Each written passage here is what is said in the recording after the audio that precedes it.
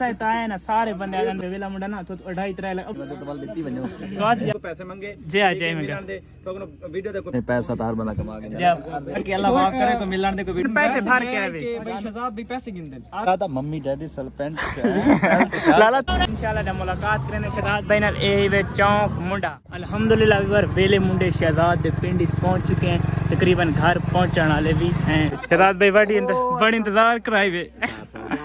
शहजाद भाई ऐसा है ना सारे बंदे आ जाने ना थोड़ी पहले मुलाकात थी कि वेला मुंडा ना तो 2.5-3 लाख बड़े मैं कैसा पहले शहजाद भाई ने मुलाकात की थी तो पैसा की गल करें तो आज यार पैसे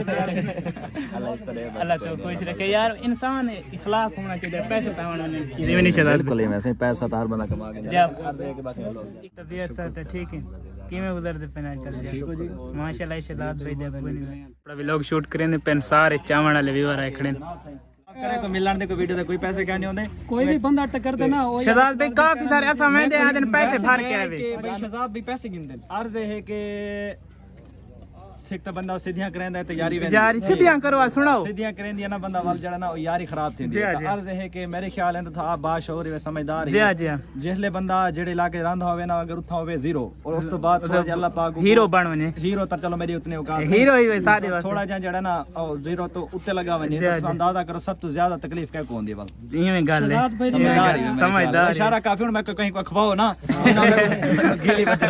शहजाद भाई हिट मैं गाल करनी है मैं भूली करे डेढ़े थोड़े खिलाफ मैं कुना मैं गया ना अगर जो ट्रेंड चला पे वेले मॉडल को गए वेले मॉडल के खिलाफ वीडियो बना मैं आखिर यार मैं आज खिलाफ बनावा कल को मैं बनना ट्रेंड के ऊपर बाल जेड़े आंदे रहन उन्ना खत्म नहीं थी गए शहजाद भाई जितने थोड़े खिलाफ हैं कसम खत्म नहीं थी गए सो आप कर बार गौर करे सो अली ए सिर्फ ये अंगली लावण वाले बंदे होने अंगली लावण वाले बंदे होने मैं इस चीज को शहजाद भाई दे खिलाफ वीडियो पाते ना ट्रेंडिंग ही चल सन यार आजकल ट्रेंड चलावा दे वेले मुंडे मैं कह यार मैं शहजाद भाई को वला नहीं बनना मैं आज तक खिलाफ बना के यार मेरी जान है शहजाद भाई कसम मैं उमे आधा खड़ा ओरिजिनल दिल तो क्योंकि आज तक मैं वेले मुंडे के खिलाफ वीडियो फेक बना के ते वला शहजाद भाई को मैं केड़े मुंह नाल वैसा बस ए पता क्या ए चीज सोचेंदा ओ बंदा जो खानदानी बंदे आवे तो सही गल सोची जे कसम मैं आज नहीं तक भाई सारे को जिंदा मिसाल खड़े जे मैं गल झूठ नहीं मेरा ना पिया ए भाई ना मेरी गल बुरा जे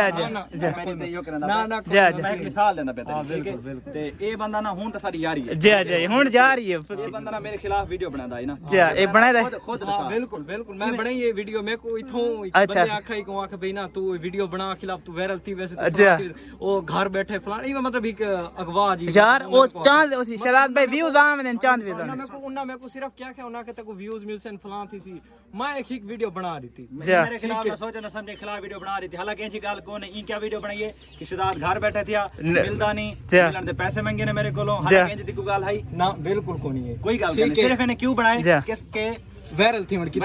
मैं व्यूअर थोन एक बेगा शहजाद में ना पर्सनल मुलाकात की करो उनदे जेड़े दूजे कहनल मुलाकात नहीं मैं शहजाद में ना पर्सनल मुलाकात करना शहजाद में मिलो बात तो पता लोग मिलते हैं सब तो पहले वन के लोग आगू जी जी मेरे मुतालिक मुख्तलिफ गाली करे ना मिलना है मेरे को डायरेक्ट मिलो मेरे डेरे तो थारे को पैसे मांगे जी जी मैं दे तो वीडियो दे को पैसे मांगे बात शहजाद में ना किला पूछ दे लोगां ने कोलो या बाहर दे मेरे किसी इलाके वाले को तो दारी गालू ना सो उमर भाई ना सारा राब्ता है मुआवजा नहीं थी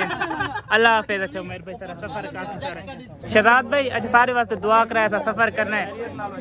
लव यू इंशाल्लाह।